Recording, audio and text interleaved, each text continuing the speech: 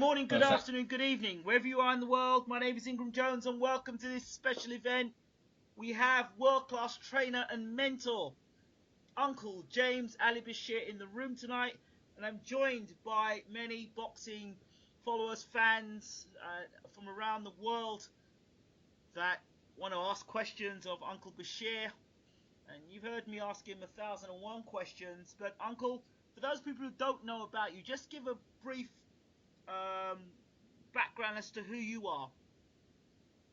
I'm a lifelong boxing trainer. I've been there for 46 years of my life, and I've worked with some of the better boxers over the course of history and time. I've worked with the who's of the heavyweights, starting in Muhammad Ali's camp. I've worked with Matthew Saad Muhammad, Mike McCallum, Donald Curry. I've worked in the camps, a lot of camps. I've been there for a long time. In short, I've been there a long time. I believe as long as you were carrying the spit bucket for Muhammad Ali, you once told me. I was carrying the spit bucket in his camp. Nobody could get that close to Ali because there was so many other people that was trying to get close to him. I couldn't get in the way. I was a young guy. But when I did get out of the chance, I got a chance to work with Matthew Saad Muhammad. And because of Matthew Saad Muhammad, that led me into Muhammad Ali's camp, as Matthew Saad Muhammad did a lot of sparring with Muhammad Ali. For those people who are not up to speed as to who Matthew Saad Muhammad is, please give us just like an overview of who this fine gentleman was in boxing. He's one of the greatest light heavyweights possibly in the history of the sport. He passed away a couple of years back. But if you go to YouTube and look up Matthew Saad Muhammad, you'll probably have your mouth open when you see me, your eyeballs and your mouth open. He was a great light heavyweight champion, a devastating light heavyweight champion, and I put him right up there in the top 5 of all time. Wow. Okay, that's pretty high praise there. So I don't know how we're going to quite start this off. Whether we're going to start with the people asking the question first and foremost, or you want to talk a bit, or what? I'll tell you what, I'll open the floor up for a change rather than me go on and ask a whole lot of questions. And we'll go, I think I'll go down the line and then we'll just go one by one and get people to ask questions. And the person who's top of the list is Andy Wilkinson. Andy, do you have any questions to ask Uncle James Ali Bashir?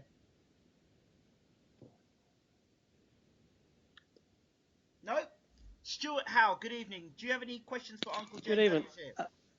Wait. Yeah, I've got a question. Firstly, thank you for tonight, by the way. I really appreciate this. Yes, you're welcome. Thank you. The question I've got is, what's the best part about being a trainer, and what's the worst part, if you don't mind me asking? Oh my God, you gotta understand. I started training boxers in 1971, and I started at the very, very bottom of the ladder. I boxed from 1959 to basically 1970. And when I realized I wasn't going to make it, I started hanging around gyms and hanging around the coaches. My coach, whose name was Frank Shirley, and one thing led to another thing. But I've seen the worst of the worst. I mean, I remember going to fights and not even get paid for the fight. I'd go working most of the time as a second to the lead trainers, and sometimes we didn't get paid. Sometimes, everybody stayed in one room, and sometimes you had only one person got food money. So yeah, it was rough, but you have to be dedicated to make it in boxing. Nowadays, I mean, there might still be some people going through rough times in boxing, but none can compare to the late 60s and the 70s and the 80s. There's nothing to compare to that there, unless it was before that, going back to the 30s, the 40s, the 50s, and things like that. But I think the best thing about being in boxing is that you get a chance to meet a lot of different people, different cultures, different languages, and for the most part, they're good people. Thank you. I appreciate that. Thank you. Yeah. Yes. Boxing Gossip, did you want to ask a question or two? Yes, please, Ingram. Thank you very much. Go ahead. James, good to speak to you. My name's Tom. I have a quick question. There's a massive heavyweight fight in the UK this week, as I'm sure you're aware. I've heard your thoughts on Anthony Joshua previously with some of the stuff you've done with Ingram. But I was keen to ask for your thoughts on Charles Martin. Is he someone you've done any work with at all or have any opinion on? I met Charles Martin on 2 separate occasions, and it was brief. It was at press conferences at one of Vladimir Klitschko's press conference up in New York, and I met him down in California some years ago when he was first starting. And he's a personable guy. He's a very nice guy outside of the ring. You know, I mean, everybody got to toughen up when they get ready to go in, but he's a personable guy outside of the ring, a level-headed guy. I think, you know, he's a nice person all around. You know, what he's like as a fighter, from what I've seen, he's a green guy, very green. He's more green than Joshua is green. So you got 2 green dinosaurs that's going to collide on Saturday night, and somebody's going to win, somebody's going to lose, but I think it's going to all happen. It's going to come down to 5 rounds of fighting, if that long. You know, if it ends in 2 or 3, I wouldn't be surprised. And if it went to 5, I wouldn't be surprised. But I don't see it going past 5 rounds. I think one will knock out the other inside of 5. Absolutely. And what sort of attributes do you see Charles Martin having that could cause Anthony Joshua particular problems? Well, he's a big, strong guy, and he's a heavy left-handed puncher. I haven't seen that much work on the right hand, but his left hand is a very lethal left hand. But he's got something to deal with because I worked with Joshua for nearly 4 weeks in the Klitschko camp, and as I've told Ingram, I think that Joshua, if he has the mental tolerance, he'll be the second coming of George Foreman because he punches with both hands, and nothing seems to rattle him in there. You know, he doesn't seem to get excited. I see a lot of guys that came to box Vladimir Klitschko, and they got caught up in the moment because they was boxing Vladimir Klitschko. But Joshua didn't seem to be too rattled boxing Vladimir Klitschko. He was pretty cool-headed, and he boxed well, and he took and he gave. I thought that he did a good job boxing Vladimir Klitschko. So he's better rounded for the big event than Charles Martin. Charles Martin is in deep Saturday night because he's got to overcome the massive crowd that will be there, and most of that crowd will be Anthony Joshua's crowd. So, but I feel that if Anthony Joshua can maintain his composure and steer his ship right, that he can be the second coming of George Foreman because he's a good puncher, he's a good boxer. He does everything good. He's good, you know. He's not great. He's not superb. He's just good, you know. And having said that, I think he can go a long way. In today's boxing, I think he can go a long way. But he's got to get past Charles Martin. That's not to say that, you know, that Joshua is going to walk over Martin, nor will Martin walk over Joshua. I think it's going to be a good competitive fight. And the guy that can steady himself better is the guy that'll win that fight. Absolutely, absolutely. And one final question, if I may, which is that my biggest concern about Anthony Joshua is how he reacts when the bullets are flying back at him. And I think one of the obvious signs of that was the second round of the Dillian Whyte fight, where he kind of stiffened up a bit. I was keen to get your take on that. Much to do about nothing. I mean, he went through the Olympics and he won the Olympics, you know, and the bullets that'll be flying in the Olympics, they can't be any worse in the pros, except for the ounces on the gloves. So I think that, that was an experience for him, that Dillian landed a good shot, and it was probably something new for him, but he handled it. He handled it well, and he came back, you know, so he overcame that. It was an experience. He got 15 fights, so he hasn't seen the worst of the worst yet. But for the most part, he handled the Dillian Whyte fight professionally. I mean, Dillian was out there trying. Dillian was banging some good shots off of Joshua in that fight. Dillian was not afraid. Dillian stepped up to the plate, and I think that was a great experience that Joshua fought Dillian before he took this fight, because Dillian came at him in a lot of different ways. He put a lot of pressure on Joshua, and Joshua came through that. Absolutely. And I think that this fight will tell us a lot about both guys, Prince Charles Martin, Anthony Joshua. This fight will tell us a lot about the temperament and the vulnerabilities and the defense and so on and so on and so on. This fight will tell us a lot about both of those guys. But I worked with Joshua, and I know that he's a good puncher with both hands.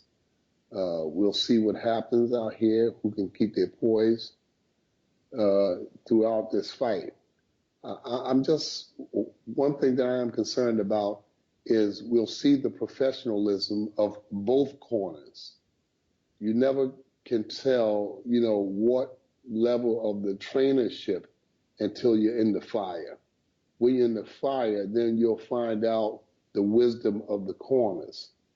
So it's easy for somebody to be cool and calm when you're on top. But when you're confronted with adversity, it'll tell you a lot about the corners of each fighter. So everybody is on center stage Saturday night. Both corners and both fighters will be front and center. And as I said to England time and time again, I'm not the guy that votes for if it ain't broke, don't fix it. I don't like that terminology. I think that you have to troubleshoot. I think that you have to look at boxing and boxers as though you were viewing an octagon. When you're viewing an octagon, you view it from above, from below, and from basically every angle to find out what could or might go wrong long before it goes wrong, and you try to repair it and then go forward, So, as I said, everybody will be on center stage come Saturday night, And when everything is going well, everything is going smooth, it's easy to come and go, but adversity is what brings out the professionalism in the corners and in the boxes. Hey, thanks, James. Thanks, Ingram. No worries. You're welcome. Nez has a question. Nez, did you want to ask the question? Ingram.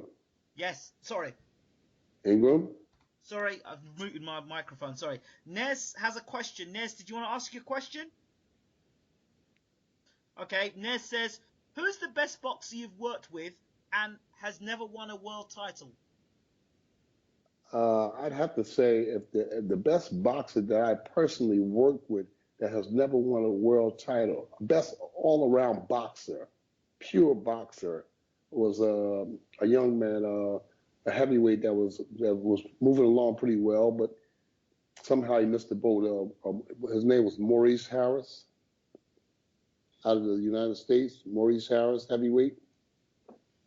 I think that he's the best pure boxer that I've ever worked with, I mean, there's been some guys that was right up there with him, like Eddie Chambers, but the best pure boxer I've ever trained was Maurice Harris. No doubt about that. Why do you say this? Oh, man, this guy, at one time, I mean, this guy had the world wrapped around his fingers. I don't know how he missed the boat. This guy was articulate in that I can say something in the heat of a battle and this guy could follow it. Whereas it might take another boxer 2 or 3 rounds to catch on to what I was telling him.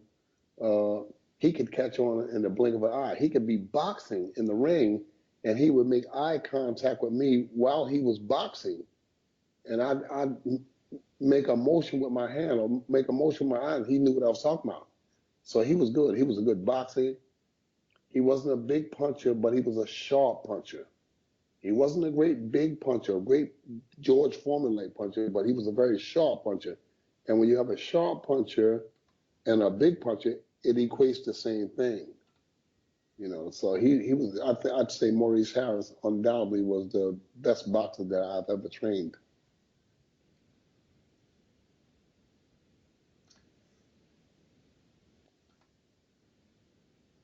What are your thoughts about the up? Oh, we've got a question here coming through. Sam, do you have a question to ask? Yeah, cheers, Ingram. No problems. James, I just wanted to ask, it's obviously well rumoured that Klitschko is going to be fighting Fury again in a rematch, with it rumoured to be taking place in the UK. I just wondered at the age of 40, kind of what effect and how, if victorious, how it will kind of shape the division, given the fact that, so many belts are kind of trading places now. I think that Klitschko coming back to fight Tyson Fury in a rematch, even in UK, I think that's a good look. I'd like for that fight to take place in the UK because it's good for boxing. It's good for boxing when the world champion or the world champion is defending in different countries and different states or different municipalities and stuff. I think that is a good look for boxing. I think that Klitschko and Fury in the UK is a very good look, and I think the belts being scattered like it makes boxing interesting. It makes boxing interesting to see if Vladimir Klitschko at 40 years old can come back and take those belts back. So yeah, I think it's a good look. I like it that Deontay Wilder is headed into Russia to fight Povetkin. I like the fact that Charles Martin is headed into the UK with his belt to defend against Anthony Joshua. And I just like it. It's exciting. It's a shot in the arm. It's a shot in the arm for boxing. So everybody. Michael Redmond. Sorry, Sam. Did you want to ask more questions? I was just going to add, really, just given obviously the result and the how the first fight kind of went. In your opinion, what does Klitschko need to do differently to win the fight? He needs to fight. Plain and simple, he needs to fight. Brilliant. That's not the Vladimir Klitschko that I know. That's not the Klitschko that I know. He's got to fight. I've told him that, and I'm telling the whole world that. There's no great big, even though this is the boxing is the sweet science, it's not a deep science as to what needs to take place in this rematch. He needs to step up and fight. He needs to step in and resume where he left off in the 12th round. Round 13.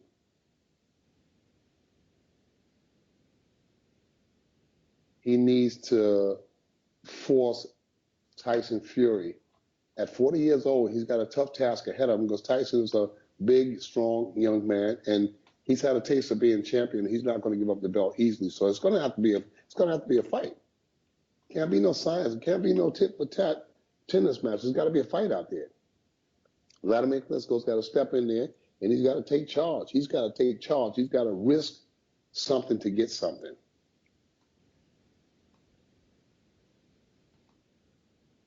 Cheers, James. Michael Redmond, did you have something to say? Hello, Ingram. How are you again, James? Hi, how are you? Yeah, not too bad, thank you. I'll stay on the Vlad Tyson thing. I kind of think he's got to come out all guns blazing, but as we spoke before, it's got to be calculated. He's got to take risks. I think he's got to at least double his jab up and look to get some combinations in to get Tyson off his game plan, to try and get him out of his comfort zone, to switch through his game plans. Well,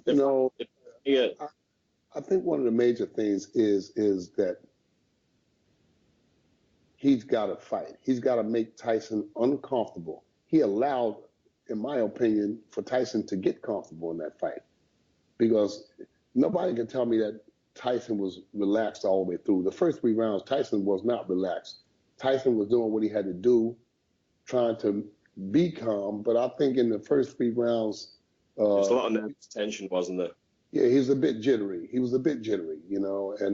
he got comfortable as the rounds went. The same thing with Brian Jennings. He got comfortable as the fight went. As the rounds went past, he got comfortable because Vladimir Klitschko wasn't doing enough. He wasn't executing. He needs to execute in this fight. He needs to cut the ring down, and he needs to make Tyson uncomfortable. And in doing so, there's some risk that he has to take. Oh, definitely. There's some risk. I mean, this is pro boxing. This is pro boxing. You can't come in there with a bushel of roses and say, I want to be friends with you. In cutting the ring off, he has to make Tyson uncomfortable. And in doing so, there's some risk that has to be taken. And if I was a trainer, I would have him do that. I'd have him do just that there. Let's cut the ring down. And look, if we're going to go out here and we're going to fight. We're going to fight all 12 rounds. If we have to fight 12 rounds, we'll train for 12 rounds, and we'll do it.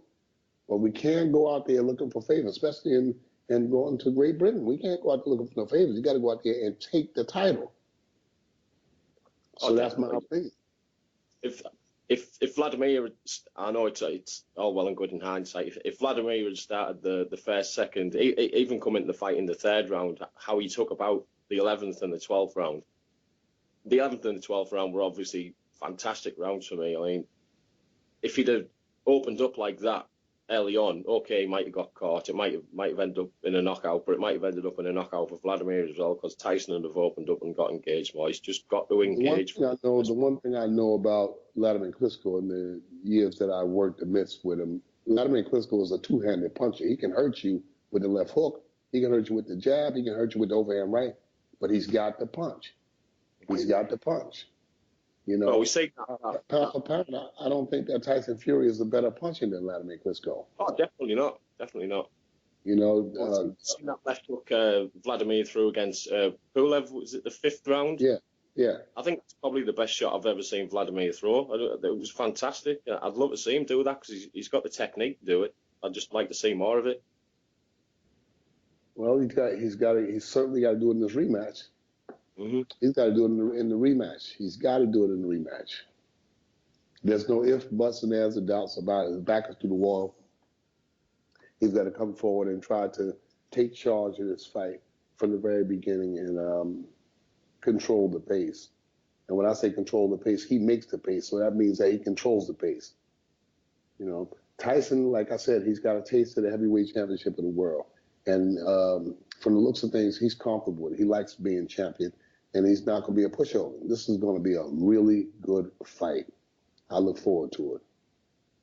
Oh, definitely. I hope it happens sooner rather than later. It's kind of dragging on a bit, Yeah, it is. Any word on that, James? No, absolutely not. I spoke to Vladimir on his birthday, which was about a week ago. And they're still in the negotiating process, about location and things of that nature. So nothing yet, though. Okay, thank you. You're welcome. We have Flex and Luke Henderson in the room. Flex, do you have a question to ask? Okay. Luke, do you have a question to ask? Okay, fair enough. Stuart Howe, any questions? Yeah, sorry, I do apologise. What's the favourite fight that you've ever been involved in as a coach? I know you've been involved in a lot, but I just if there was one specific one. I think. Oh man, shit. Are you kidding? But I think to date, that Lennox Lewis and Vitaly Klitschko was the most exciting fight that I've been involved in, because Lennox was supposed to fight Kirk Johnson, and Johnson fell out of the fight, and Lennox decided that he wasn't going to fight, and then Lennox comes back 2 weeks later to go forth to fight Klitschko. So it was exciting to see him take 2 weeks off and then come back to get in shape to fight Klitschko. People never knew that he had took actually 2 weeks off, went to Jamaica somewhere, and then decided, you know what, I will fight the guy. Then come back. I think he had about 14, 15 days to get ready for Vitaly Klitschko. A whole different style, a whole different fight. So people never knew that Lennox had to struggle with that situation in that fight. And then he went in there and to put up that kind of fight with Fury-Klitschko was it was phenomenal. You know, it was phenomenal. So I'd say to date that was one of the best fights I was involved in. You know, in the preparation stages and stuff. I was with Lennox virtually all the way through his career. You know, the latter part of his career anyway. Even more than Tyson. I was with both of them at the same time. I was working both camps at the same time. I was working both camps at the same time. Both guys knew it. So I'm thankful to those guys that they allowed me to work in their camps, knowing that I was working for each other. And both those guys allowed me to come in and make money, you know, with my boxes. You know, so I'm grateful to those guys to this day that they gave me that kind of leeway. You know, Mike let me, he didn't never have any problem with me working with Lennox, and Lennox never had no problem with me working with Mike. So it worked out well. You know, I spent a lot of time with both of those guys, and it worked out pretty well. You know, I went in and even when they fought each other, I wound up working with Lennox because Lennox paid the most money. That's the name of the game. Who pays the most money? So, and Mike never had a problem with that, so it worked out pretty well. Luke, did you want to ask a question? I saw you pop up. No? There we go. Nez has got a question. With all the giants of modern day heavyweights, will we ever see a smaller champion again? Smaller, meaning, you know, 6'2", 6 foot. Yeah, I can see that happening. Yeah, I can definitely see that happening. The size of, you know, as my trainer told me many years ago, he says, not the size of the man that's in the fight, it's the size of the fight that's in the man. So yeah, we'll see some guys 6'2", 6'3", you'll see him be a champion again. I tell you, I'm gonna actually add on to that what Nez says, which absolutely amazes me. People talk today and they say, oh, you know, Tyson 6'9" and Joshua 6 foot this and 6 foot that. But at the end of the day, they say, oh, someone like Jennings is too small, but then I think, hold on, if Jennings is too small, then what was Mike Tyson? I don't understand it. So I think it's the guy And Evander Holyfield. Evander Holyfield fought Riddick Bowe. What was he? 208, 209? The first fight? And Riddick Bowe was what, 6'5"? 6'5", 6'6". There you go. 6'5", 6'6", and he came in about 248 or something. He was in great shape. If you check the records, I'm pretty sure Evander Holyfield came in at some 209 or somewhere between 209 and 211. And he fought a big guy like that. So boxing is ingenuity and intelligence. That's why they call it the sweet science. Well, you got a guy like Holyfield or Mike Tyson, guys that was that little more in their best day. Holyfield's best day and Mike Tyson's best day, they were 214 to 217. So yeah, I think that there'll be another heavyweight somewhere, some kid somewhere, just as a guy that's a kid now that'll do it. I mean, Mike Tyson wreaked fear throughout the division. So, and you saw what Mansour did with Dominic Brazil. You saw that. And how tall was Mansour? You know, Mansour almost had Dominic Brazil, and Brazil's a lot bigger man than Amir Mansour. But Mansour had Dominic Brazil in trouble and virtually out in that fight.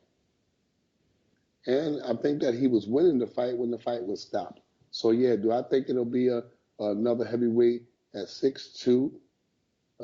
Yeah, I think it will happen. You know, I think it will happen. And I don't mean 100 years from now. I mean, there's very likely that there could be one within the next 10, 15 years. So it's not so much a guy's how big he is, it's how smart he is and what he's prepared to endure. Okay, got a question to go back to the Vitali Klitschko Lewis 5, and it's from Michael Redis, who says, how would you see the rematch between Vitali and Lewis had it happened 6 months later? It's a toss-up. Either one of those guys could win that fight. But I don't think either one of them was so dominant that you can just come in and say this guy would win or that guy would win. Nobody knows. It would be a toss-up. But wasn't Lennox? Lennox looked really, really bad. He didn't look in good shape at all.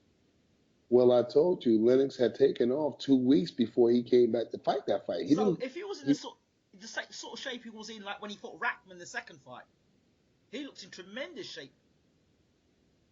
I'm sure if Lennox and Vitaly had fought again in 6 months after that, I'm sure you would have seen the best of the best between both guys. You would have seen the best of the best. So that's why it would be so difficult to say who would win that fight. Because each of them complemented the other one's style. They made each other great that night because they were pushing each other. They were pushing each other. Nobody was trying to be pretty. Nobody was trying to save nothing. I'm going to dominate you. And the other guy was saying, no, you're not. And they fought. At Ring Center, they fought. I haven't seen a savage heavyweight fight like that in a long time. And it was mano of mano, and they were fighting. So you can't. If I was a betting man, I wouldn't want to bet my money on a fight like that because you don't know who's going to go, who's going to stay. Lennox Lewis in his prime. In his prime. Lennox in his prime versus Vitaly Klitschko.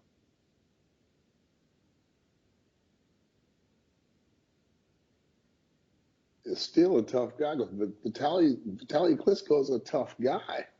He has a mental tolerance,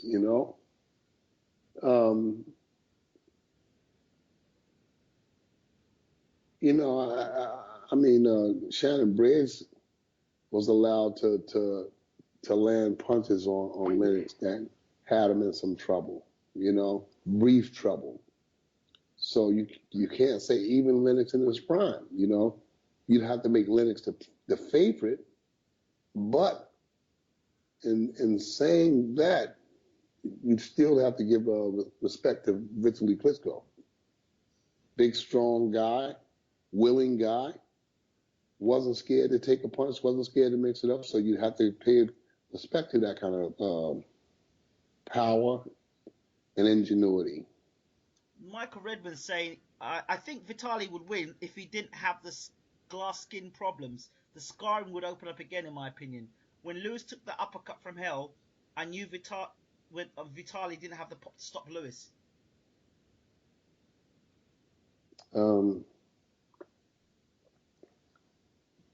Yeah, I can see that logic.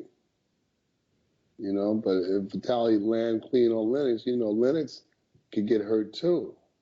I saw Lennox get hurt a couple of times, with the Rockman fight and the McCall fight. Those was one shot and Lennox was in trouble.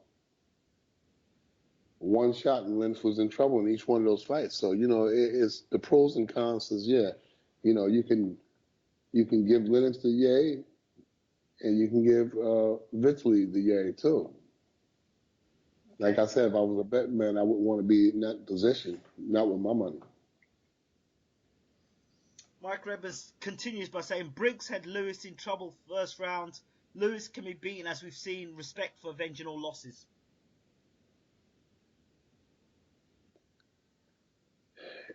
When you boxing, it's just when you're boxing, it's just you never know what's going to happen. One punch, it just depends on what a guy can take. I mean, George Foreman was phenomenal when it came to taking punishment. I don't know too many boxers in the annals of history that can take punishment better than George Foreman could. So everybody does not have that tolerance. And that's what I was saying about Anthony Joshua. If he has the tolerance, he's going to be the second coming of George Foreman. If he has the mental tolerance, that when I'm in trouble, I've got to ride this trouble out, maintain my course, come back in the fight and win. If he has that mental tolerance, I think that he can become the second coming of George Foreman. I know that there are people out in the listening audience that will say that this guy speaking about me, that I've got to be crazy. But if Anthony Joshua can show that mental tolerance with the power that he has in both hands. You know, I think that he's going to be the second coming of George Foreman. He's going to be something to deal with. He's bigger. He's stronger. And he's more, he shows a lot of more intelligence at this age than George Foreman did. George was just a powerful fighter. But Anthony is bigger. He's stronger. He's just as powerful, if not more powerful. And but he's got to show that mental tolerance. If he can show that mental tolerance, I think he could be the second coming of George Foreman. And then there are people out there that says that Joshua doesn't punch that good. I bear to differ. I'll challenge anybody on that. I've held mitts for him. I've held the mitts for Anthony Joshua. And I'm telling you, this guy's a lethal puncher with either hand. And he punches effortlessly. He doesn't put a lot of torque into the punches. He punches effortlessly, and he's hurting people. You know, Dillian White takes a good punch. And did you see the response when Joshua hit him with the right hand? Did you see that kind of response? That happens when you can punch. You know, that's what happens when you can punch. And Dillian White takes a good punch. Okay, Sam Janus says, Sam, do you want to ask the question yourself? Okay. Sam says, Sorry, Ingram. Yeah, go ahead, Sam. Take the floor. Sorry about that. I was just going to ask how you feel Joseph Parker kind of stacks up against the current crop of heavyweights. I mean, he's obviously not as commercially kind of backed as, you know, and as bankrolled as someone like Anthony Joshua, but I personally feel that he hasn't really been given a chance to develop as a fighter with his kind of, you know, with him fighting in New Zealand and with his kind of choice of opposition thus far. Well, I think that they're moving the young man along smartly, you know, and I think that he's now at the point in his career where he's going to have to come out and show what he can do. He's got knockout after knockout after knockout, and now he's got to come out and show what he can do, what he's capable of doing.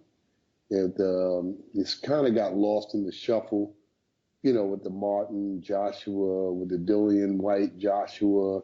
You know, he's kind of got lost in it. It's like everything that Joseph Parker has done doesn't really amount to nothing on the world scale because a lot of people don't know who he is, except for the insider boxing people. So I think he's at a point now where he has to come out and show the world what he can do, what he's capable of doing.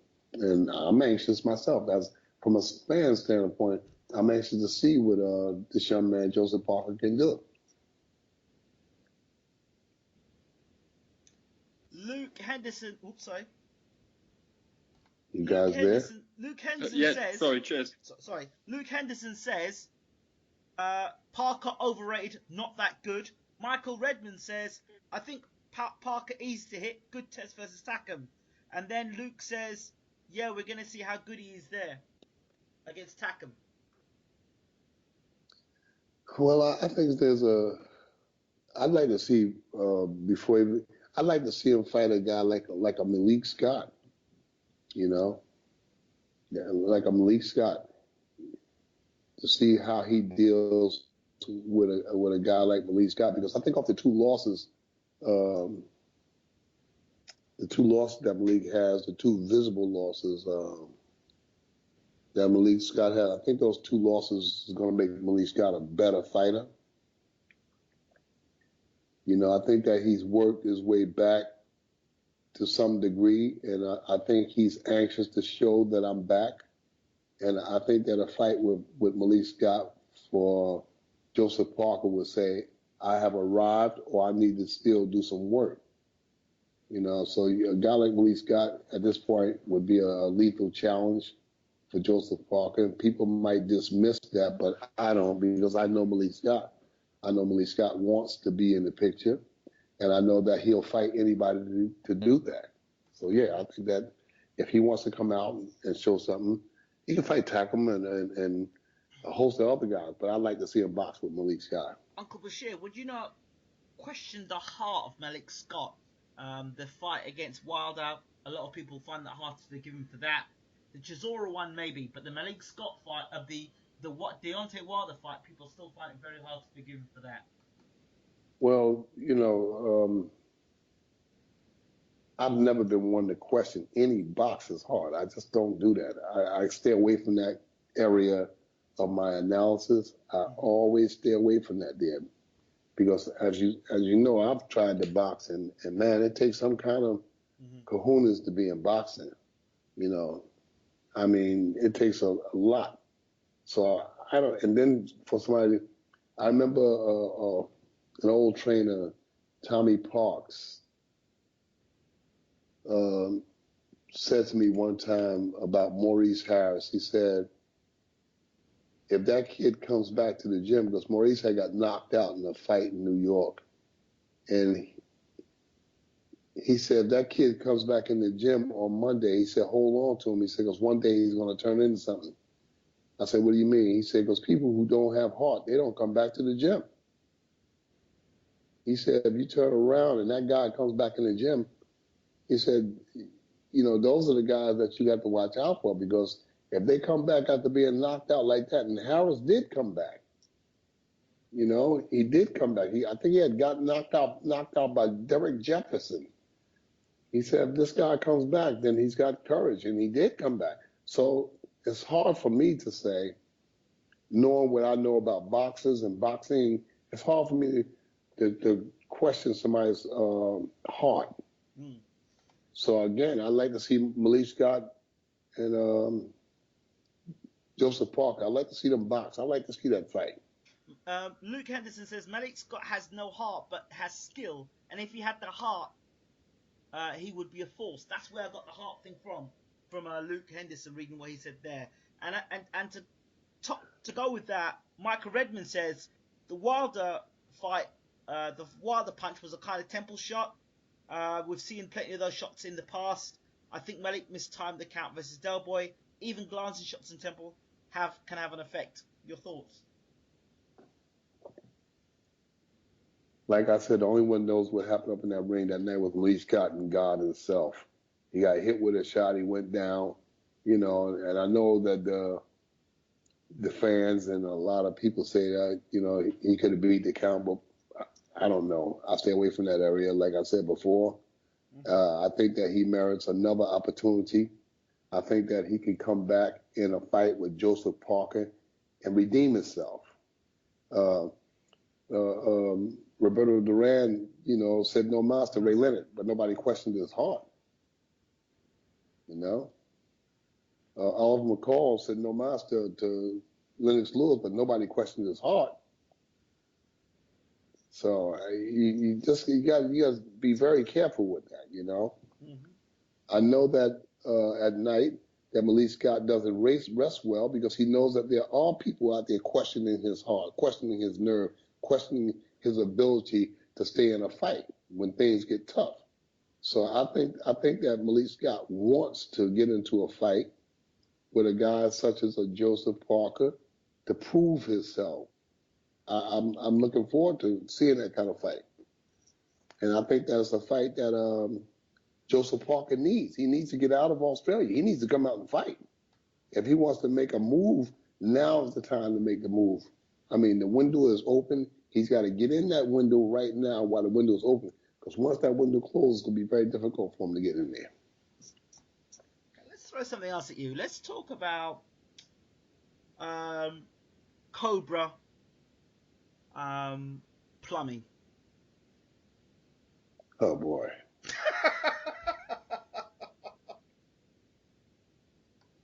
Yeah, it's for like I said, I have a friend that has a company called Cobra Plumbing. Exactly that. And this guy that David Hay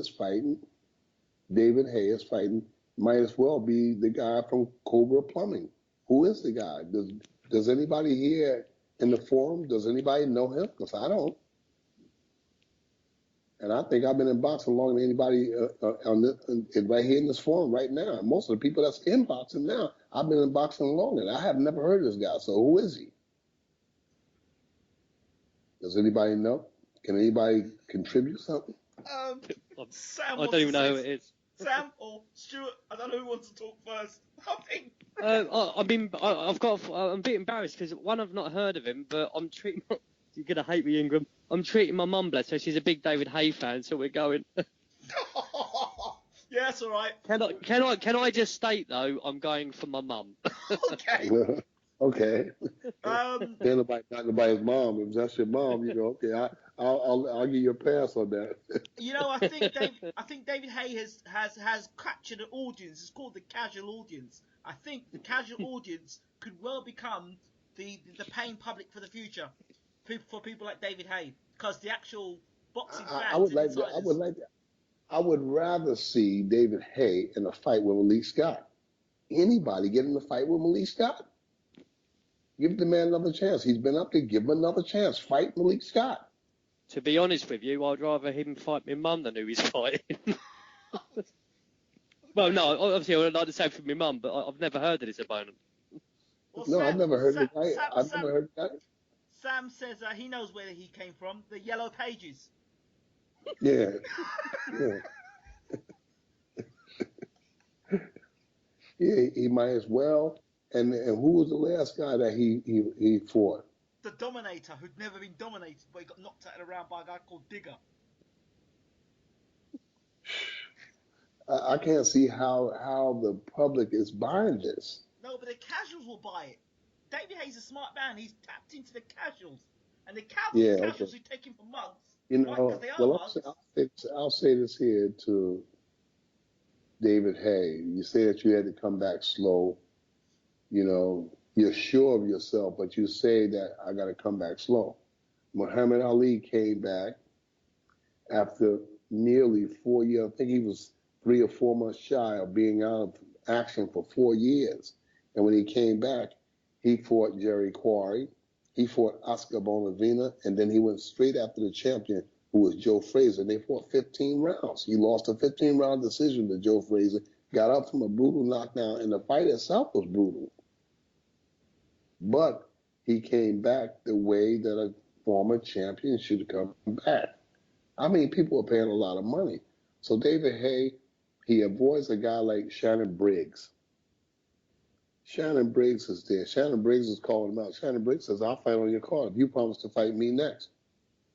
If Shannon Briggs is talk, if he's just a bag of wind, then fight him. I think that people would buy that.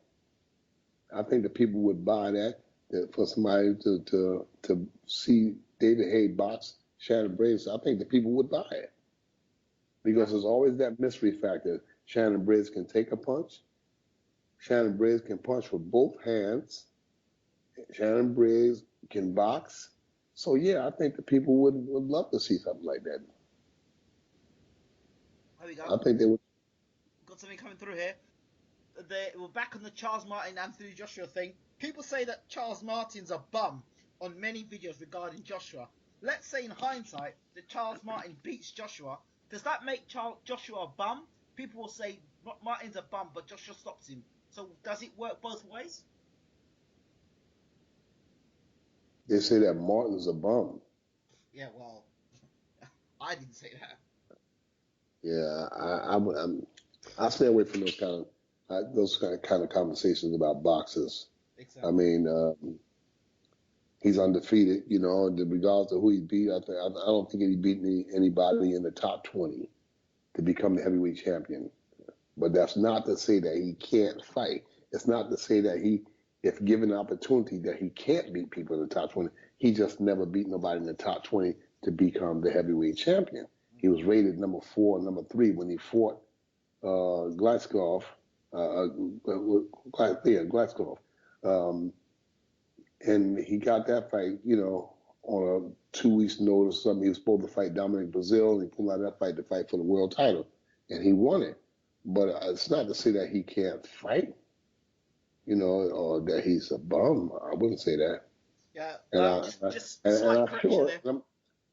And I'm sure that Anthony Joshua is not thinking that he's about Anthony Joshua.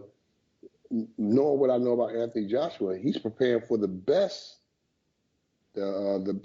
Charles Martin that can come in that ring. I'm sure that Anthony is that kind of guy.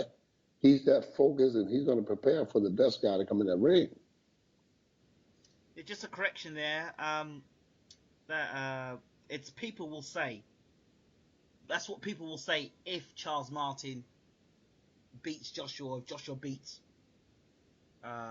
Charles Martin. You know, the whole bum thing. Yeah. Like I said, those conversations go in one ear and out the other. This is a heavyweight championship fight taking place on Saturday night, and you got two big punches in there, two big guys that's going to lay it all on the line come Saturday night. Good evening to Lucy Marshall. Hope you're there, Lucy. Do you have a question to ask? You don't have to speak. You can always type the question in, or you can listen in. Just let me know either way. Luke Henderson says, what I will say is that the people picking Martin will say he was nothing if Joshua beats him. He won't get credit. That's sad, to be honest. Well, those people would say those things that he's nothing.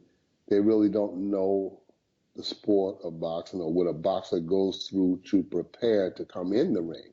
They only see the 45 minutes or so that they're in the ring, but they don't see the behind the scenes labors that takes place in those camps, in those training camps. You know, they don't see the dozens of sparring partners that are beating up on these guys every day. You know, they're getting beatings every day. They're taking beatings, you know, round after round after round after round of pounding and punching and sparring and roughing and toughing and skip rope, speed bags, heavy bags, you know, and they're doing this here sometimes for 6 weeks. You know, so these guys, they're earning their money. When they come in that ring, they earn their money. So I'm the last guy to say something bad about Martin or Joshua. I respect both of them. Let's talk a bit about one of your former... Well, Lucy, did you want to say something? Lucy, I can see you. Maybe not. Okay. Sam says, a lot of boxers have suggested the best fights they have seen have been in the gym. Is this something you would agree with? Well, in the gym, the pressure is not on. You know, if you make a mistake in the gym, you can just get off and brush it off and go home and come back and try it again the next day. In the fight itself, you got to be a lot more cagey, a lot more careful, because that's the real thing. So yeah, I can allude to that some of the best fights takes places in those gyms. Okay. You know, occasionally it's all right, but if you're going to do that every day, that's not good for the boxers. No. You know, because they can end each other's careers in gyms. But every now and then, you don't mind a gym war. Actually, I saw a gym war in the Kronk gym. I watched it on YouTube today. There was two guys at it. They must have been welterweights. One guy got caught clean on the chin with a left hook, fell down on the canvas, got up, shook his head, and walked straight forward and kept throwing blows at the other guy. I was like, what? And this guy was walking into monster uppercuts. He got dropped, and he come walking forward and started getting hit with uppercuts. This is inside the Kronk gym. This is where Manny Stewart was training Michael Moura and Thomas Hearns around that time. Right. Well, it could have been anybody. Yeah, it could have been anybody. But I heard the Kronk gym was famous for gym wars. Yeah, well, you know, Philadelphia was too. You can go in those days, going back to the 60s and the 70s and the 80s. You can go practically anywhere in the hood. You can go into Philadelphia. You can go into Chicago, St. Louis, Detroit, and you could find gym wars. They were commonplace. So it wasn't just one city that was famous for that there. I mean, you can go into any of those cities, you know, even down to Houston, Texas. You can go to any of those gyms and you can get a gym war. Some cities were just more pronounced for doing it than others, but there were plenty of gym wars throughout my travels. I've been in a lot of cities and I've seen some gym wars, you know.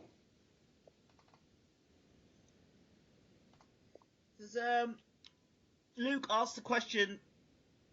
Bashir trains Usyk, so what does he think of the current cruiserweights, and how does his guy deal with them all? I think quite naturally, I think that very highly of Alexander Usyk. The cruiserweights might be the most underrated division in the sport of boxing. I think they are certainly the hardest punchers in one group. I think that the cruiserweights are the hardest punchers in boxing, pound for pound, because it seems that everybody in the cruiserweight division are punchers. And remember, we're talking about the heavyweights of yesteryear. I think that we have some tough fights in the division, but I think that it's nothing that Alexander Usyk cannot handle. I didn't say that the fights would be easy, but I think that he figures these guys out and he beats them all. You know, that's what I'm looking forward to. But there are some tough fights out there, though. I respect those cruiserweights because they're dangerous punchers. Everybody in the division can punch. So I think that we can beat them all. I think that we can outsmart them all. We can outbox them all. And if it comes down to pound for pound punching, I think Usyk holds his own with any of the cruiserweights in the world today. Anybody in the room want to ask a question?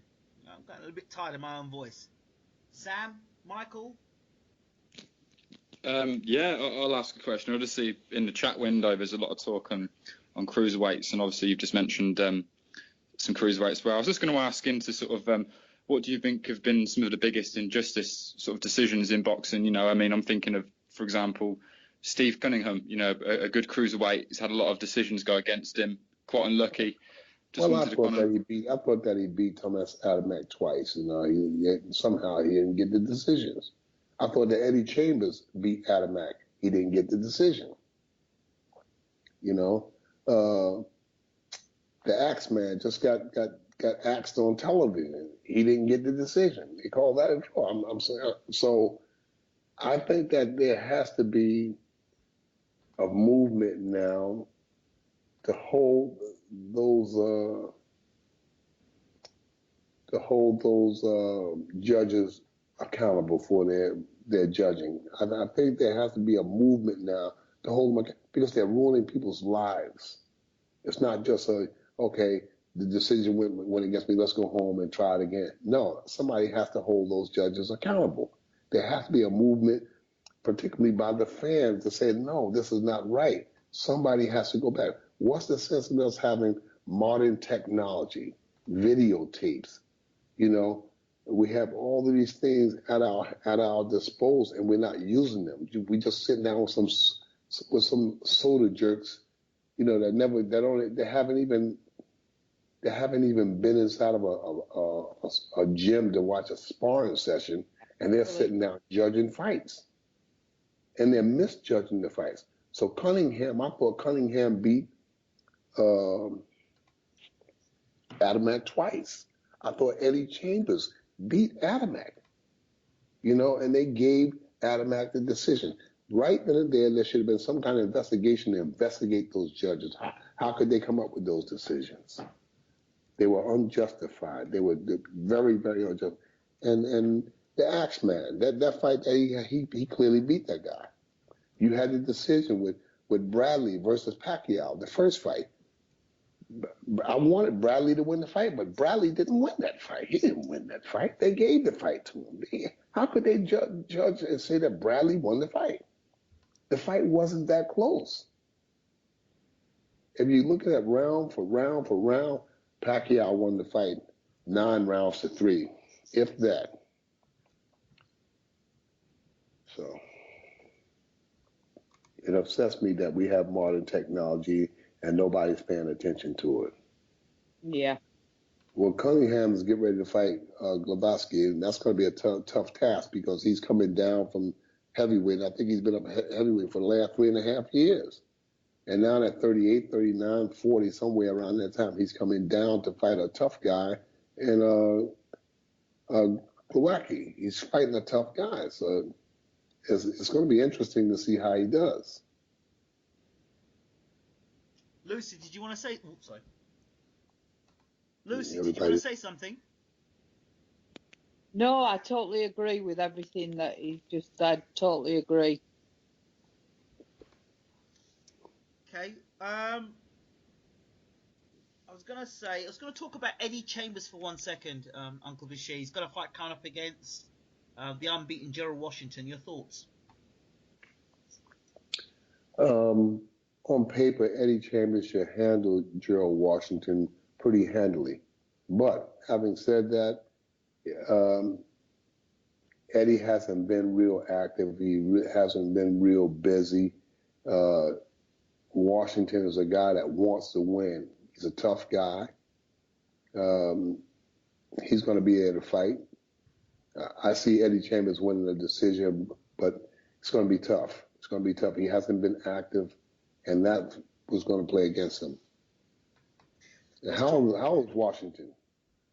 I think Washington's, I don't know, is he late 20s? It could be tough. It could be tough. He wants to fight, and believe me, Washington knows that he's up against one of the better boxers in the heavyweight division, so he's going to be in really good shape for that fight. I think Eddie should take him to school a little bit, but I think that the fight can get tough, in the middle rounds and stuff if it goes that long. I think that Eddie was going to have to hump to win that fight. I asked Eddie the question about the combination of being trained by you, then being trained by Peter Fury, and then his new trainer. He said, well, Bashir, he's taught me, in nearly everything I know. Then, Peter was another experience. He called him a scientist. And then he talked about his new trainer. He said a lot of people kind of sleep on his old trainer, this new trainer, because they think, like they did about Peter, they kind of dismiss him. So, what are your thoughts about the transition Eddie's made, and of course his new trainer now? I can't speak on his new trainer because I don't know him. Yeah. I don't know anything about him. I don't know him, so I can't speak on that. I just think that Eddie has a vacuum of wisdom, and being in the Philadelphia gym for years, he brings that vacuum of wisdom to any standpoint that he's in. So his new trainer will get a chance, I think, in this fight to make his credibility stand out, because I think it's going to be some kind of adversity in this fight. Washington knows what he's up against in Eddie Chambers. Believe me, he's going to prepare for that Eddie Chambers. I can't say yay or nay on the guy because I just don't know him. I just don't know him. I've never heard of him. I've never seen him, and I've never seen him work, so I don't know.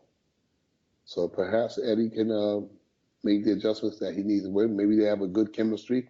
Who knows? When you have a good chemistry with somebody, it makes the boxer able to leap tall buildings in a single bound. Even though if the guy doesn't have knowledge, it still helps him emotionally. And people say emotionally, yeah, but emotions and all that stuff is a combination. It's like a fine broth. It's like a combination of things that you bring to a fight.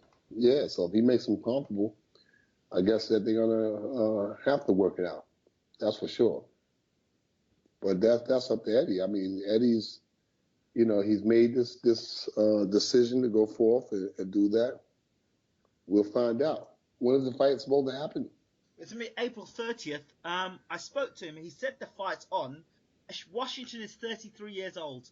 Just got the information from Michael. He says this Well, fight he's as old as Eddie. He's as old as Eddie then. Right, so he's 33 years old, but it isn't on BoxRec. But, I don't know if that's one thing or the other, because there's fights that have been confirmed on BoxRec and have never happened. I remember once Sugar Shane Mosley had a fight against somebody that never ever happened, but it was in BoxRec. So sometimes BoxRec can be reliable and sometimes it's not reliable. So Right. what are your thoughts about the questions from Nez, who says, what about pros in the Olympics? I think that's nonsense. My personal opinion, I think it's nonsense. I can't see the significance of this kind of thing happening. I don't know.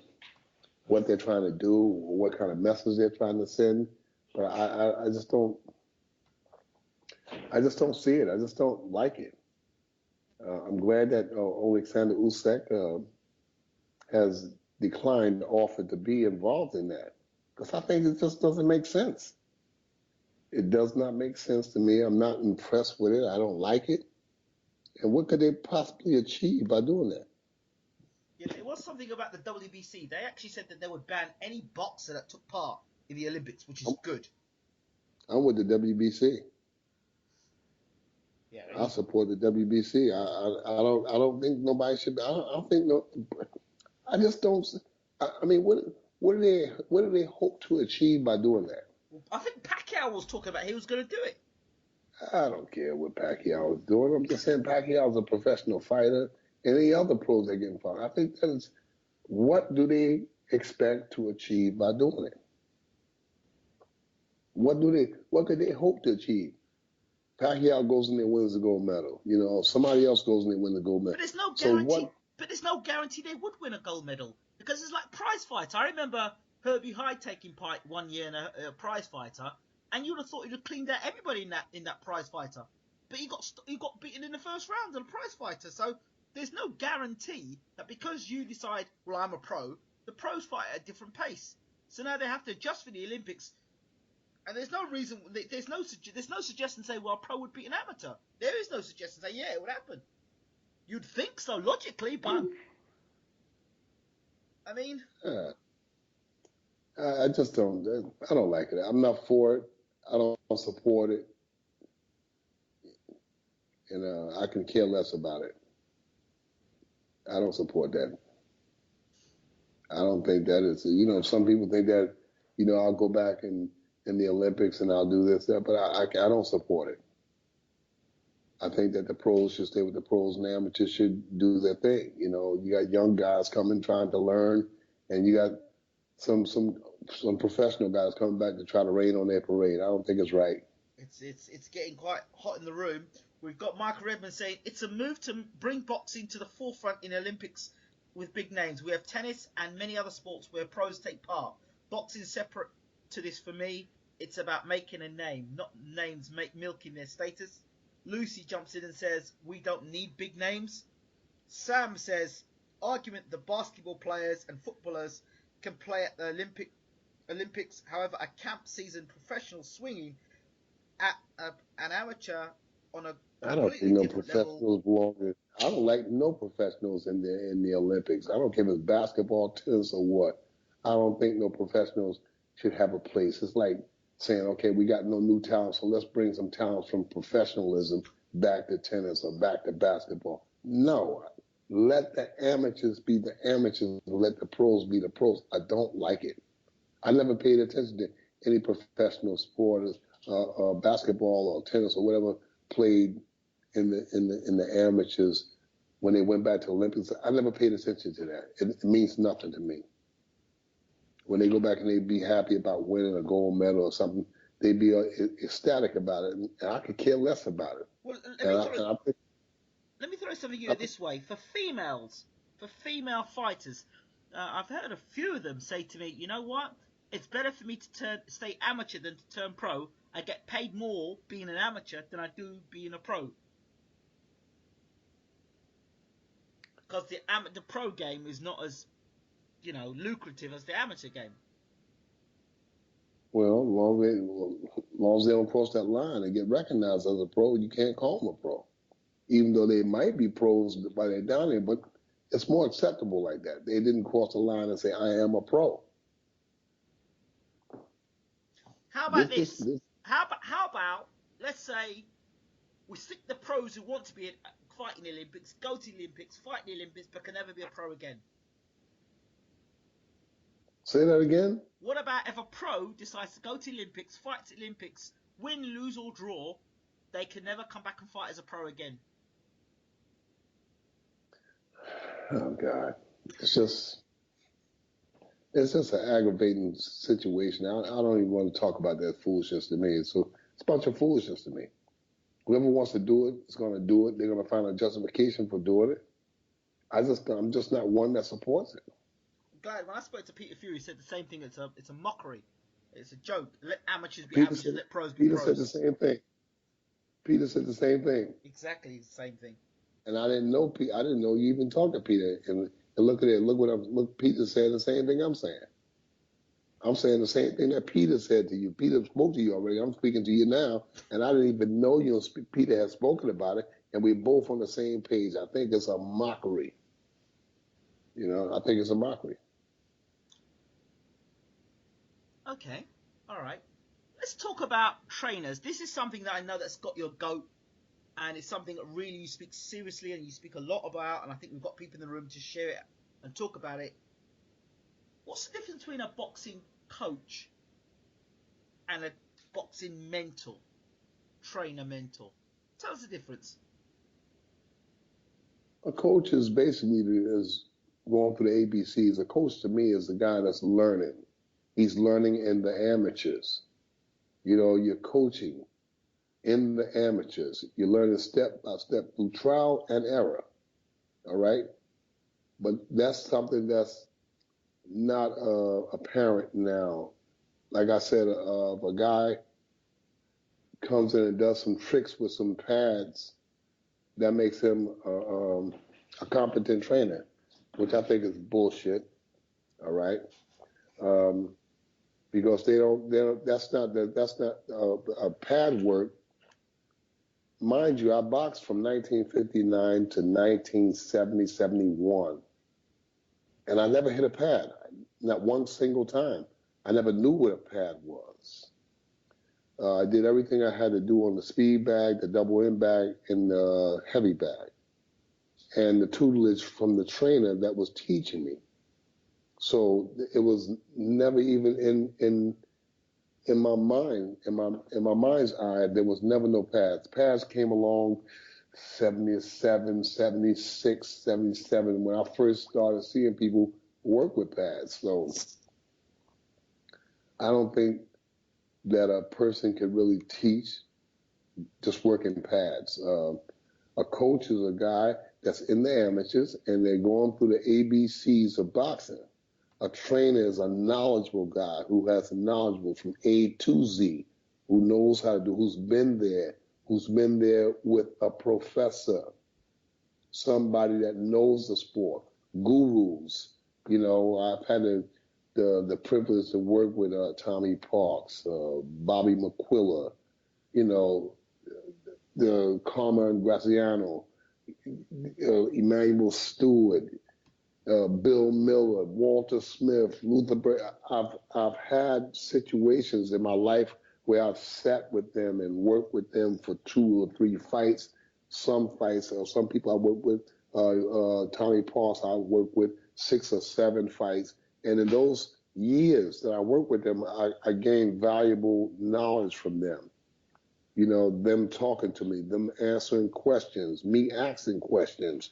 But now the young men that's involved in this, and women, the ones that are involved in the sports now, they don't ask questions. They come in and they think that they know and that they can go to the front of the line, and there are critical mistakes being made in the boxers' corners, and the boxers don't know because the trainers don't know.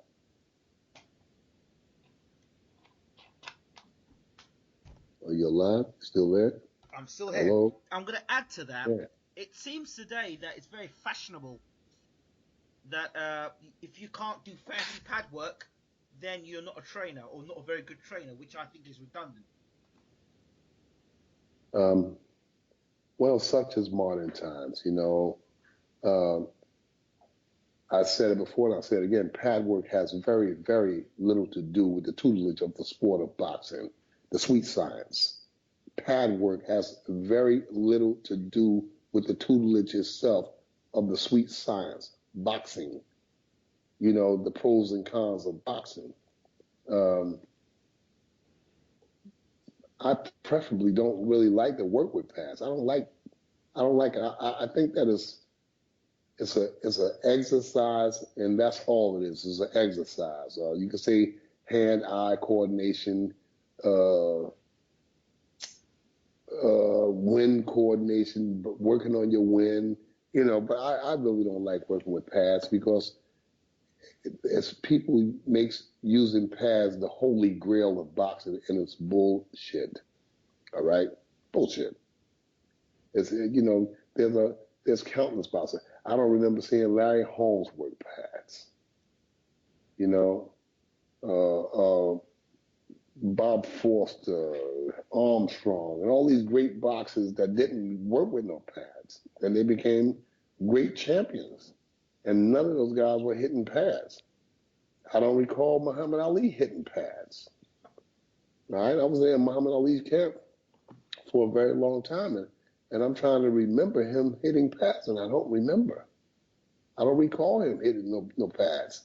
So don't tell me that this pad work is the holy grail, that if you can't hit pads or if you don't slap, with the pads, that's then you're out. No, that's not it. I do it now at the boxer's request, but I don't like it. What does it actually do for the boxer, though? I mean, you could say that, reflex, timing, sharpens the eyes.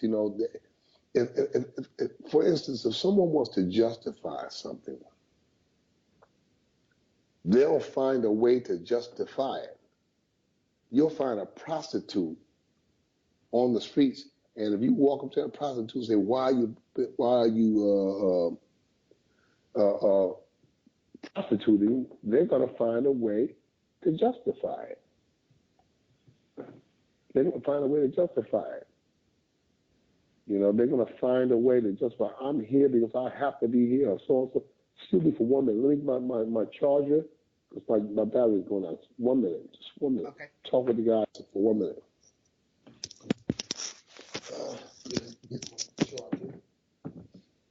Here's my charger.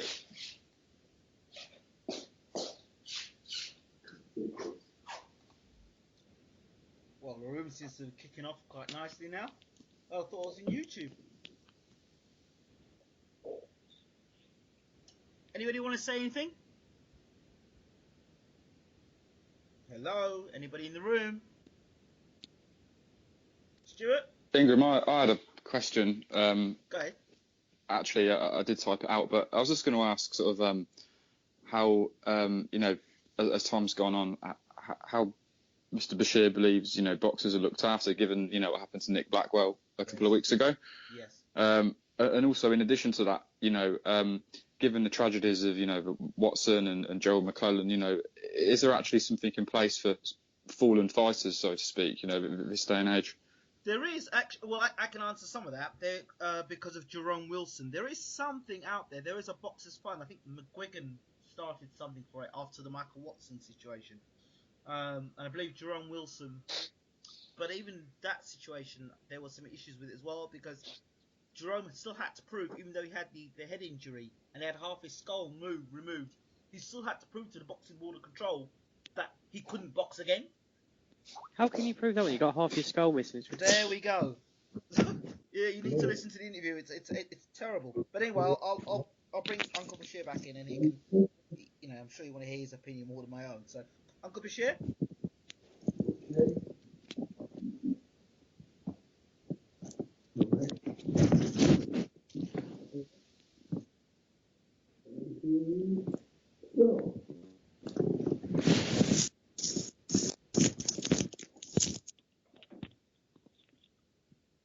There you go. Looking better now. Yeah. Oh yeah, we're in business. Yeah. All right, I'm back. So I think I'll let Sam, if you want to ask Uncle Bashir the question again. Floor's yours. Yeah, no problem. Obviously, you're more than likely aware of the events that happened here over in the UK a few weeks ago. Chris Eubank Jr. versus Nick Blackwell, and I just wanted to sort of ask, in the time you've spent in boxing, what's been the evolution of kind of how fighters are looked after? What are the biggest changes in kind of what was the norm back then to what is the norm now? Well, the same question that you're asking now can be related to what I'm talking about with the pads. It's just unfortunate that so many boxers who were boxers yesterday who have made so-called made the transition into becoming a trainer. And those boxers think that they don't have to be taught how to be a trainer, but boxing and training is two different entities, just like a stewardess on a plane and the pilot. It's two different entities. If the stewardess want to make a change, then they would have to be trained to fly the plane. The boxer can't leave boxing just because they've been boxers, think that they can just jump over and be a trainer. So I said this to Ingram over the years. Because of those things, if somebody at the wheel had been awake, they could have prevented this tragic thing that happened with Nick, because they would have seen that something was wrong prior to the time that this young man collapsed. Lavender Johnson some years ago fought Jesus Chavez. He went in the locker room, collapsed. And countless other guys in between that, countless other guys around the world have collapsed, and some of them have died because it seemed to me that winning was more important than life itself. We've got to win at all costs. We've got to win this fight. And then having a lust to win the fight superseded life itself, and that can't take place. And that's when wisdom, see, being a trainer is a whole lot of things. It's a whole lot of things embodied in one. It's not just about somebody saying double your jab or hook off the jab or feint and then throw counter right hand. It's more. It's being able to see and diagnose something that's happening or something that's getting ready to happen. All right? So it's a lot of things that doesn't work that well because somebody is trained. I think that the Blackwell fight might have been stopped maybe in the fifth round, in the fifth round. Levander Johnson versus Jesus Chavez. I think the fight should have been stopped in 3 or 4. I think Mikey Perez versus Magomed down in the Garden. I think that fight was a fight that should have been stopped at least around the 7th round. It's clear signs that something is going wrong. So you have to have enough wisdom. You got to have people at the wheel, people knowledgeable enough to read between the lines and say something is wrong. I spoke to Ingram and I told Ingram I had Monty Barrett boxing Nikolai Valuev up in Chicago some years ago. And I didn't step in the ring and stop that fight because I thought Monty was hurt. No, I stepped in the ring and stopped the fight before he got hurt. And the only reason I stepped in the ring to stop the fight because the referee wasn't paying attention to me. I kept trying to get his attention, and he basically looked at me, and he made a motion with his hand as though he was saying, well, Monty Barrett, he looks all right, look like he can keep going, so I'm going to let him keep going. And I thought to myself that, no, I'm the chief second, and I'm saying the fight is over because I don't want to see my guy get hurt. Nikolai Valuev is 7 feet tall, 368 pounds or 28 pounds. He was a big guy. And even though he wasn't a massive puncher for that size, he still was a big man.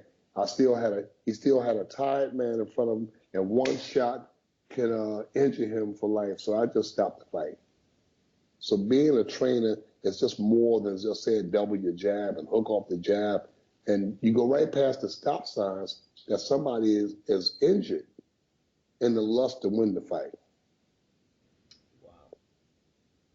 It's a really interesting subject, I think, because I was actually having a discussion on the forum the other night actually about this, and a lot of people were arguing that in a lot of cases the referee should recognise, that one boxer is heavily far behind, obviously, But even before the referee, it should be his own damned corner.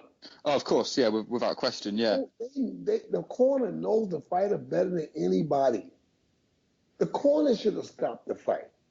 The corner should have just told him in the corner, you're not doing well. We're going to stop this fight before you get injured. You got to read between the lines. This kid was losing the fight.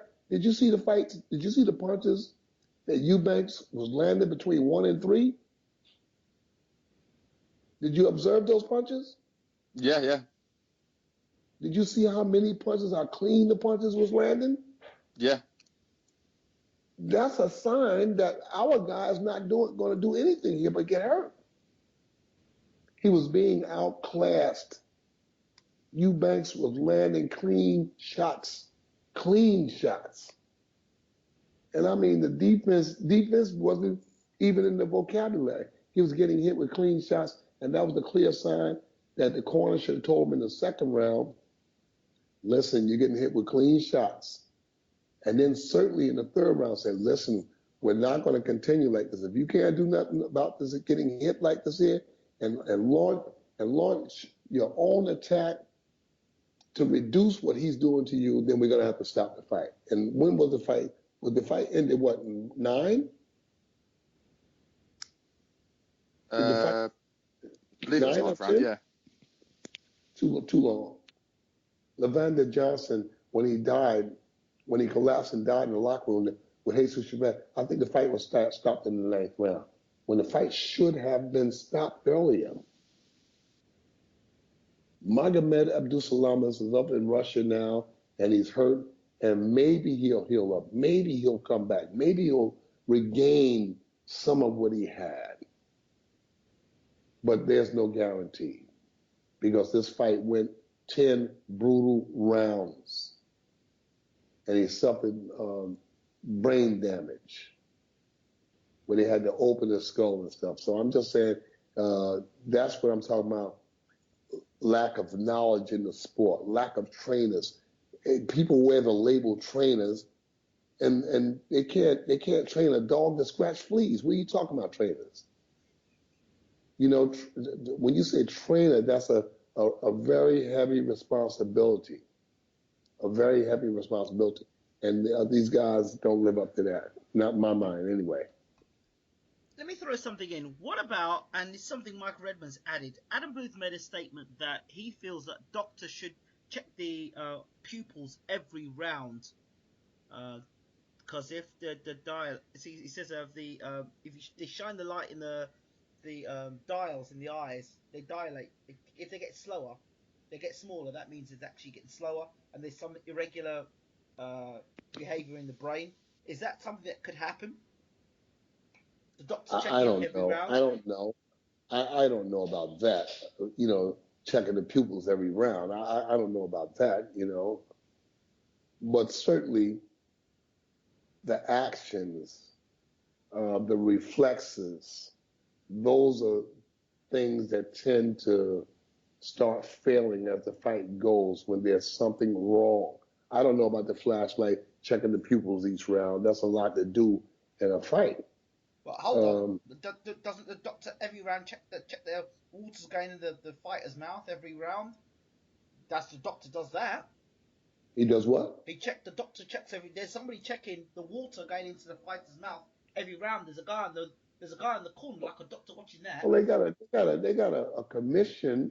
Oh yeah, well then a commission deputy that's there, you know, and they're just observing. They're just observing.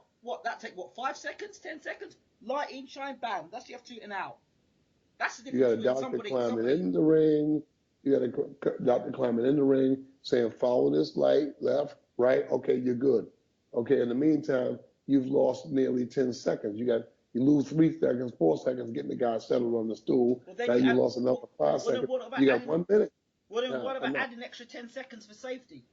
I mean, I'm sure 10 seconds won't make that much of a difference if you're looking for the safety of a fighter. It's not going to happen. I can tell you that right now. This is a wasted conversation. That's not going to happen. One of the things about boxing is that people pay to see other people do things that they're not capable of doing. That's the whole excitement of it all. The whole excitement is that I'm paying my money to see somebody do something, perform something, a feat that I can't perform. So that's not going to happen. the corners are the first line of the fighter's defense. To be able to look and say, wow, he's slowing down. Wow, he's getting hit with the same right hand over and over. He's getting hit with the same left hook. That's a sign that the reflexes and the timing, everything is starting to fail. That's when you step in and ask him, are you all right? Okay. And then it's not the fact that he might say, yes, I'm all right. It's the way he says, yes, I'm all right. Okay. I want to come off the topic because it's still a pretty sensitive topic for people in the UK and around the world, the whole Blackwell thing, and which is understandable. And I want to throw something. We're going to go completely left field. I'm going to ask a question. I'm going to go back to the Fury-Klitschko fight just to get completely away from things. I'm going to ask a question. You made a lot of comments about Tyson before the fight. After the fight, did the performance in Tyson, was it expected or not? And has him as a fighter, his style or his stature as a fighter improved in your eyes? Does it make it a better rematch? No. Okay. No. Tyson Fury or Vladimir Klitschko, they did jack that night. It wasn't what Tyson Fury did, it's what Vladimir Klitschko didn't do. There was it was a boring fight. It was 8 rounds to 4. Yeah, 8 rounds to 4. Like walking through a supermarket. You know, just like walking through a supermarket. Vladimir Klitschko never performed, and Tyson Fury barely performed. If Klitschko was that bad, why Tyson Fury didn't get him out of there? People keep saying Vladimir Klitschko was terrible at that. Then why didn't Tyson Fury get him out of there? You know, I should have went outside Tyson Fury's head myself for not getting him out of there. You got a guy in front of you, the guy ain't doing nothing. I know you. I know this is where again I have to come to you now, Uncle, because I can't have you say that because I mean I know you've got a rematch coming up. You've got a rematch coming up. So of course you're gonna come out firing. Of course I understand that. So I understand. You're not gonna give the man no credit. I appreciate that. I understand that. Wait a minute. I give Tyson credit. I give him credit, but I'm still gonna go upside his head when I see him. All right.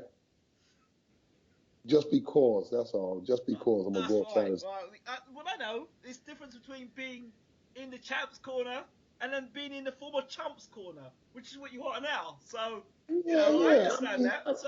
Look, I came down on Vladimir too. Me and Vladimir, we have candid conversations. That's one thing that he has gave me room to do over the years. I can come to him and have a candid conversation, and I come to him and I say, hey, you did nothing. You did absolutely nothing out there. But hold on, he's the world heavyweight champ. He was the world heavyweight champion. There were performances before the Pulev fight. Let's go back to the Povetkin fight where he looked terrible. He was holding and hugging and holding and hugging and holding. And we've had a heavyweight champion at that point that wasn't very colourful. So now, basically, someone's come along and done enough to beat him. In the rematch now, it should be more exciting. Yeah, the rematch should be very exciting. But what did he do as champion? There were 4 rounds. What did he do to try and turn the fight around? Let's be honest. As champion. What did your man do to turn the fight around? The him and the Fury fight? Yeah. He did nothing. Right. He did nothing, and nobody knows what was wrong with Vladimir Klitschko that night, other than the fact he was in there fighting a guy that was moving a lot, being awkward, attacking when he was least expected to be. So nobody knows what happened there. Okay. Nobody can say what happened. I'm going to come out. I'm going to pop out a second. I've got other people that want to come in the room now. I think the room's lit up again. Michael Redmond, did you want to come in and say something? Yeah. Can you hear me, mate? I've got. Okay. Can you hear me? Yeah. Hi, James. To me, they're both done nothing really. I agree, they both done nothing, but what Nothing. Tyson done, that amount of nothingness he done was pretty similar. I think they both had 23% landed something, whatever it was. It was like Oh pretty God, similar. oh God. You know what? I never watched the fight again. I never watched the fight again. I watched it that night. I never watched it again. Well, I've watched it back once. It's obviously not a fight that you'd go over and you'd go back to. But for what Tyson done, it stood out more. There wasn't much in it. I know what you're saying. It was a close fight, but for what Tyson done, it stood out just enough to win him the rounds. Right. In a fight where there wasn't much action, if Tyson landed a punch, then that was a big story. You have to say, whoa, he landed a good double jab in the right hand. That was a big story. In an action fight, that wouldn't be nothing. But in this fight, where you got the champion that wasn't doing very much at all, so when Tyson did something, it was a big thing, But the fight was boring to me. Yeah, it was tense. It was a tense fight, but I think Tyson landed that. I think it was a straight left, or was it a left hook and a straight right? And when he switched to southpaw, when Vlad got kind of tied up, and he was expecting Tyson to wait until he got prepared himself again. He caught him like clean with his hands in the air. I think Vlad caught Tyson. It was either the 11th or the 12th. I think Tyson actually said he was shook off that punch. So Vlad knows he can hurt him if he gets after him, but he's just got to do a lot more. Just got to do a lot more. I think in the rematch that he will do a lot more, If Vladimir Klitschko lands the punches, he can do some damage. He can do some damage, But like I said, it won't be easy because Tyson is like I said, he's won the heavyweight championship of the world. That was his dream, and he's become the champion. And he's not going to want to ask that title. Oh no. That's not going to happen like that. There, you're going to have to fight to take that title away from Tyson Fury. I mean, Tyson's. If you look at him, all right, he was a bit cumbersome when he was, he had all the extra weight on and everything. But you could see he always had that ability, that elusiveness.